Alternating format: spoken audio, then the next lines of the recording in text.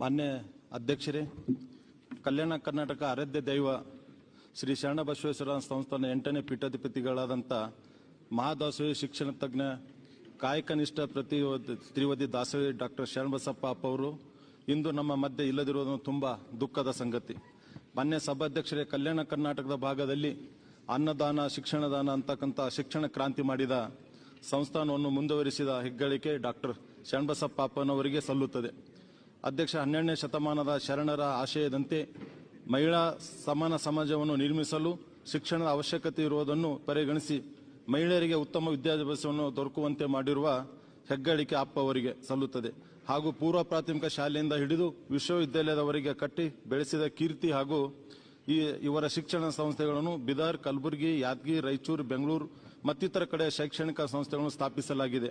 ಇವರು ಸುಮಾರು 50 ವರ್ಷಗಳ ಕಾಲ ಶಿಕ್ಷಣ ಹಾಗೂ ಸಮಾಜ ಸೇವೆಯಲ್ಲಿ ಸಲ್ಲಿಸಿರುತ್ತಾರೆ. ಹಾಗೂ 2003ರ ಅವರ ಅವಧಿಯಲ್ಲಿ ಅಜಾತಶತ್ರು ಭಾರತ ರತ್ನ ಶ್ರೀ ವಾಜಪೇಯಿರವರ ಪ್ರಧಾನಮಂತ್ರಿ ಆದ ಅವಧಿಯಲ್ಲಿ ಮಾನವತವಾದಂಥ ಶ್ರೀ ಜಗಜ್ಯೋತಿ ಬಸವೇಶ್ವರ ಪುತ್ಥಳಿಯನ್ನು ಸಂಸತ್ ಭವನದಲ್ಲಿ ಆವರಣದಲ್ಲಿ ಅನಾವರಣಗೊಳಿಸಿರುತ್ತಾರೆ.